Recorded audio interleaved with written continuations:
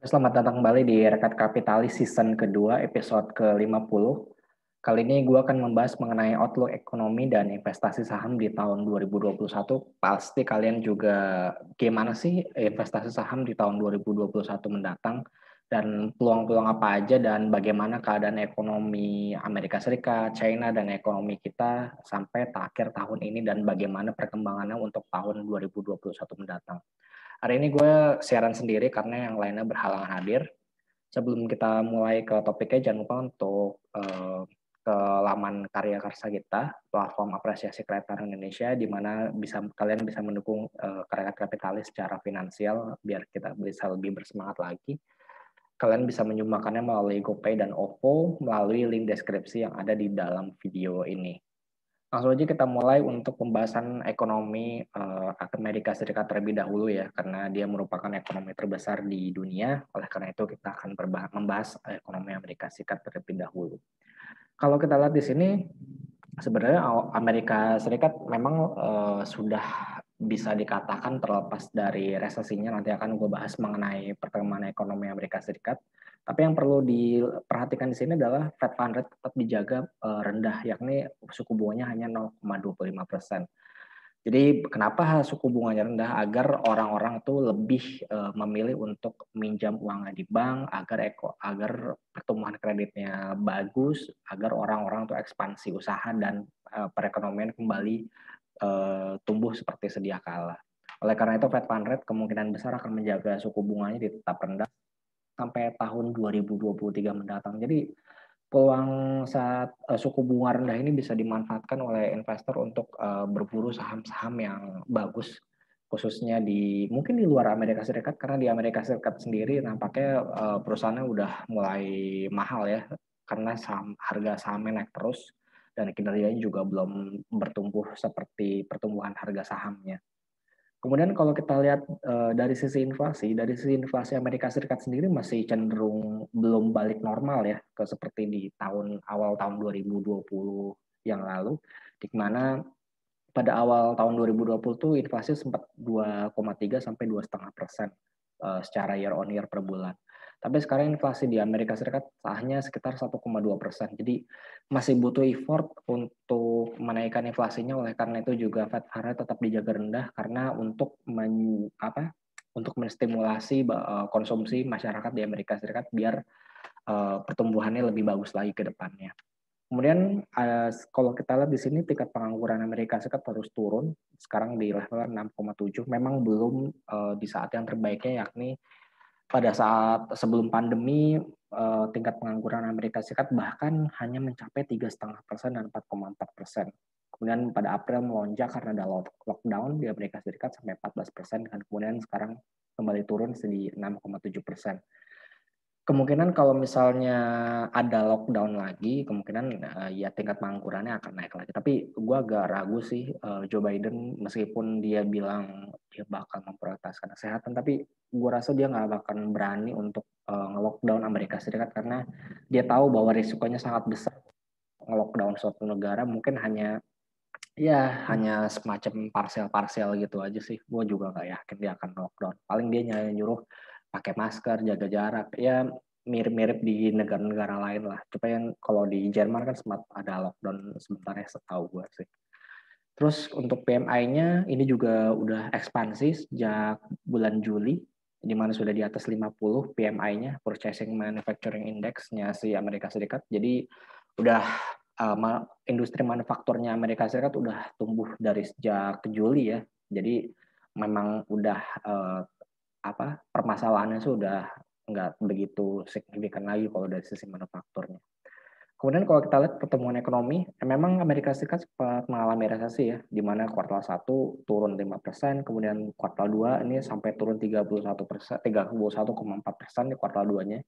Tapi di kuartal ketiga mampu rebound 33,1%. Jadi bisa dikatakan ini sangat bagus ya pertumbuhannya sih, mungkin ini ya karena di kuartal 2 jelek banget, makanya di kuartal 3 kelihatannya luar biasa banget.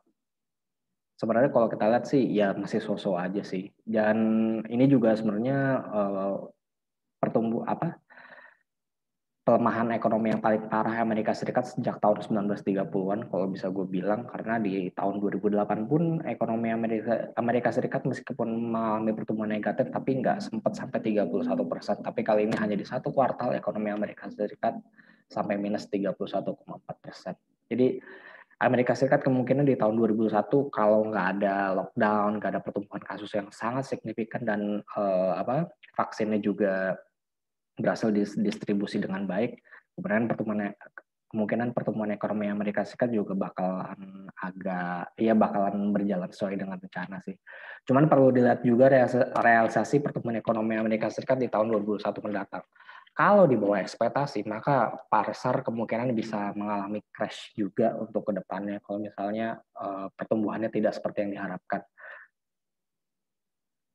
Dan kita beralih langsung ke China, ekonomi China, di mana ekonomi China ini berhasil menghindari dari resesi ekonomi, di mana di kuartal pertamanya minus 9,8%, kedua dan tiganya mampu tumbuh positif. Ini juga sangat baik ya, karena China sendiri mampu mengendalikan pandemi COVID-19, oleh karena itu ekonominya mampu tumbuh di kuartal 2 dan kuartal 3. PMI-nya si China juga sudah ekspansi sejak Mei 2020, bila kalau kita lihat Amerika Serikat baru di Juli, bahkan di China ini sudah ekspansi sejak Mei 2020, jadi sudah lebih cepat. Tapi yang perlu diperhatikan adalah China mengalami deflasi yang pertama kalinya sejak Oktober tahun 2009, di mana China mengalami deflasi di bulan November 0,5% deflasinya. Bukan inflasi, artinya ada penurunan harga, di mana kalau penurunan harga itu berarti konsumsi masyarakat di tingkat bawah belum pulih secara benar ya. Soalnya kalau pertumbuhan konsumsi di masyarakat menengah bawah itu sudah pulih cukup baik, maka inflasi cenderung akan naik. At least sekitar 2-3%-an lah seperti sebelum masa pandemi. Kali ini malah mengalami deflasi, berarti ada sesuatu yang belum terselesaikan di tingkat masyarakat menengah dan bawahnya untuk ekonomi China. Dan kalau kita beralih ke ekonomi Indonesia, di mana ekonomi Indonesia ini sempat untuk PMI-nya kembali ke 50 ya di November, sebelumnya sempat di bawah 50 PMI-nya. Kalau yang belum tahu kenapa PMI 50 dan di bawah 50, kalau 50 dan di atas 50 berarti manufaktur kita mengalami ekspansi, kalau di bawah 50 berarti tidak mengalami ekspansi. Dan kalau kita lihat di sini akhirnya mengalami ekspansi lagi di November 2020 setelah di bawah 50 selama 2 bulan berturut-turut, yakni di September dan Oktober. Ya cukup bagus lah. Cuman yang paling cukup masih mengkhawatirkan adalah penjualan retail yang masih negatif secara year on year growth-nya. Di mana sempat membaik ya dari 20%, minus 20%, minus 17, minus 12, minus 9, minus 8,7. Tapi di bulan Oktober malah minus 14,9%. Jadi pertumbuhan yang menurunnya jadi agak kurang bagus gitu, karena pertumbuhannya masih negatif dan belum bisa balik ke normal lagi mungkin dalam jangka waktu dekat. Dan ini juga terkonfirmasi dari pertumbuhan kreditnya yang masih negatif, bahkan di November tuh minus 1,4%, di mana sebelum-sebelumnya pertumbuhan kredit Indonesia tuh nggak pernah negatif ya. Seingat gue sejak tahun 2009 tuh pertumbuhan kredit nggak pernah negatif, dan baru ini lagi mengalami pertumbuhan negatif. Jadi di November itu minus 1,4%. Ini juga perlu diperhatikan dan perlu diwaspadai karena pertumbuhan kredit ini berkaitan dengan ekspansi ekonomi. Kalau misalnya orang malah pertumbuhan kreditnya malah negatif, berarti orang cenderung malah menahan uangnya dibandingkan dia menggunakan uangnya untuk ekspansi usahanya gitu loh. Logikanya seperti itu. Ini yang perlu diperhatikan, di mana dari sisi kredit, penjualan retail itu masih negatif, belum ada yang positif sama sekali. Dan Indonesia juga mengalami resesi yang pertama kali sejak tahun 98, meskipun secara year on year ini mungkin pertumbuhannya cukup bagus ya, dari minus 5,32 menjadi minus 0,4349. Tapi kita perlu lihat lagi di kuartal 4 nih bagaimana, apakah mampu melanjutkan tren penguatan ekonomi atau seperti penjualan retail yang kembali minus 14,9% di Oktober 2020. Kemudian current account deficit kemungkinan akan kembali ke 2,2 sampai 2,5% terhadap GDP kita, di mana di 2020 ini diperkirakan minus 1,5% defisitnya. Kita lihat nanti bagaimana di 2021 mendatang. Kemudian untuk BI tetap menjaga suku bunga acuan tetap rendah, di mana di 2020 kemarin menurunkan 125 basis point untuk suku bunganya. Kemudian di 2021 gue perkirain sih masih akan tetap rendah ya, cuman ruang penurunannya mungkin nggak terlalu banyak. Dari sekarang kan udah 3,75, udah terendah sepanjang sejarah ya setahu gue sih untuk suku bunga Indonesia. Kemudian pun kalau mau diturunin pun cuman paling banyak mungkin 50 basis point. Jadi dari 375 mungkin 3,25 mungkin ya, mungkin. Itu juga kayaknya agak sulit banget kalau untuk nyampe ke sana, soal inflasi kita udah mulai meningkat lagi. Kalau bisa kita lihat di sini di Agustus 1,32% year on year, 1,42%, 1,44 dan 1,59. Kalau misalnya tren inflasi mulai meningkat ya itu sebenarnya bagus ya. Berarti masyarakat kita mulai belanjanya lebih banyak lagi daripada bulan-bulan. Dan kalau misalnya nggak ada halangan sih mungkin bisa 2% sih di bulan-bulan berikutnya, entah di Januari 2021, 2022, Februari atau Maret. Mungkin bisa nyampe 2%. Kalau misalnya nyampe segitu berarti udah mulai ada perbaikan sih. Kalau menurut gue sih di situ. Nah, kalau kita lihat dari obligasi dan rupiah, kenapa gue bahas obligasi dan rupiah? Soal obligasi dan rupiah ini sangat erat kaitannya dengan pasar modal kita, khususnya untuk pasar saham. Kalau kita lihat kepemilikan asing di SBN ini mulai meningkat di 2021, dan dana asing yang masuk kemungkinan besar itu bakal lebih agresif ke emerging market. Jadi kalau kita lihat di sini bahwa foreign ownership kita mulai meningkat dan yield kita semakin menurun.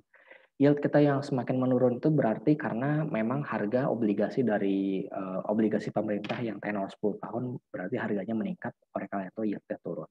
Dan kalau kita lihat kepemilikan bank itu masih mendominasi di surat berharga negara, yakni mencapai 39,14%, sedangkan asing itu dari sekitar 39% hanya tinggal 25,96%.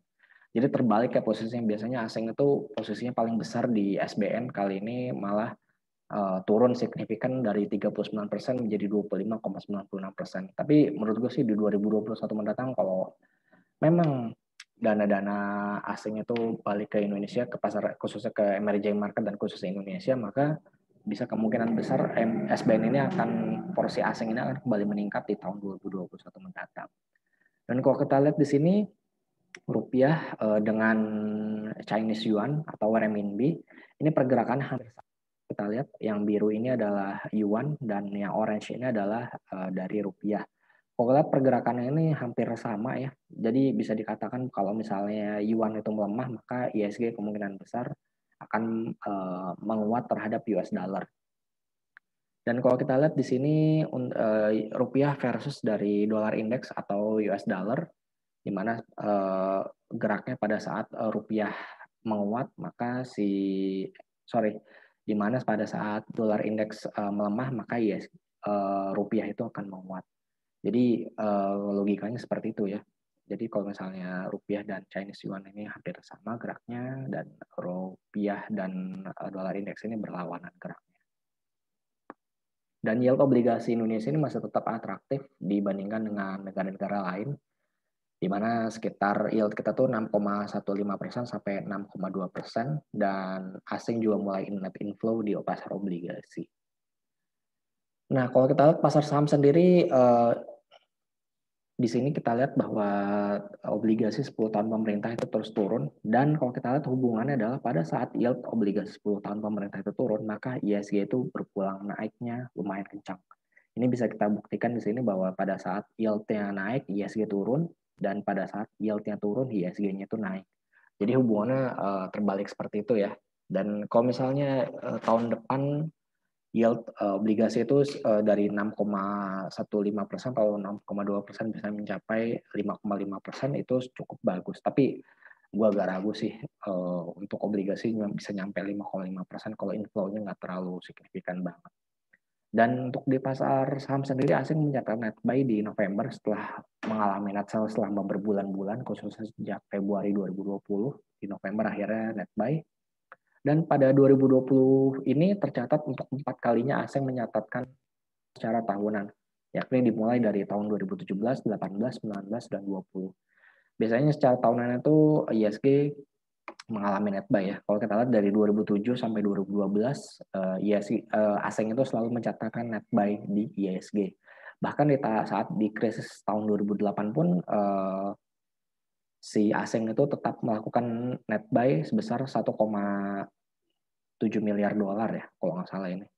Dan pada saat mulai 2013, pada saat si The Fed melakukan tapering, di mana mulai menjual kepemilikan obligasinya, dan itu juga si The Fed memutuskan untuk menaikkan suku bunga acuannya dari 0% kalau nggak salah jadi 0,25, 0,5. Maka dana-dana asing yang ada di Indonesia itu mulai ditarik dan mulai lari ke Amerika Serikat sendiri. Dan oleh karena itu di 2013 kita net sell ISG, kemudian 2014 ada optimisme pemilu, asing melakukan net buy lagi 3,7 miliar dolar. Kemudian pada saat 2015 di mana pertumbuhan ekonomi kita lumayan jelek ya, bisa dikatakan turun ekonomi kita pertumbuhannya, melakukan net sell lagi di 2016 net buy, dan sejak 2017, 18, 19, dan year to date 2020 asing masih mencatat net sell. Oleh karena itu sebenarnya kalau kita perhatikan baik-baik ya ISG ya naiknya nggak begitu signifikan, bahkan cenderung turun ya karena mungkin salah satu asing mencatatkan net sell 4 tahun berturut-turut dari 2017 sampai 2020. Tapi itu salah satunya ya. Kenapa asing melakukan net sell ya pasti didasarkan oleh peluang-peluang ekonomi atau kinerja perusahaan kita yang tidak sesuai harapan dengan ekspektasi mereka tentunya. Dan kalau kita perhatikan di sini untuk sektor dan saham pilihan di 2020 sampai 2021, untuk dari sektor basic industry, semen dan poultry, gue menjagokan INTP, Cepin, dan Main. Main ini salah satu saham poultry yang lumayan murah sekarang, tapi memang kinerjanya masih jelek. Cepin juga kinerjanya turun, INTP gue salah satu produsen semen yang bagus lah di Indonesia selain SMGR. Kemudian untuk aneka industri sendiri, gue otomotif, ada Astra dan Imas. Perlu kita lihat lagi di 2021 mendatang bagaimana, karena di 2020 jatuh hampir 50% penjualan mobil. Kita lihat di 2021 apakah akan rebound. Kemudian jangkar dari ISG yakni banking ya, ada BCA, BRI, BNI, dan BTN. Ini menurut gue sih saham yang lumayan wajib dimiliki sih kalau misalnya ISG naiknya cukup signifikan. Kemudian consumer ada ICBP, ada WIM. Kemudian infrastruktur, ini ada Telkom, ada Bird ini adalah Bluebird. Bluebird ini rencananya di 2021-2022 akan mengganti armadanya menjadi kendaraan listrik, di mana itu akan mengurangi dari biaya kos bahan bakar mereka. Jadi gua rasa ini akan bagus untuk Bird ke depannya. Kalau misalnya mereka berhasil menerapkan peralihan teknologi dari bensin ke electrical. Kemudian properti ini ada properti dan construction, ada LPCK, POWAN, dan Waskita. Trade and Services gue media pegang, gue sendiri menjagokan MNCN ya kalau untuk di Trade and Services untuk media. Kemudian untuk mining, coal, dan nickel gue menjagokan IND, UNTR, PTBA, Inco, dan Antam. Jadi itu dulu saham kita review bagaimana outlook dari ekonomi, kemudian sektor dan saham pilihan di 2020-2021. Jangan lupa untuk like dan subscribe akun YouTube Rakyat Kapitalis, dan disclaimer, segala rekomendasi dan analisis saham yang dilakukan oleh Rakyat Kapitalis melalui YouTube dan podcast hanyalah opini pribadi. Kami tidak bertanggung jawab atas keuntungan dan kerugian yang Anda alami dari aktivitas investasi yang Anda lakukan. Jangan lupa untuk follow Twitter kita di Rakyat Kapitalis.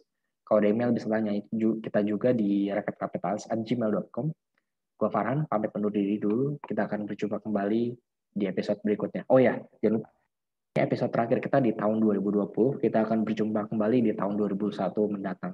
Bye-bye.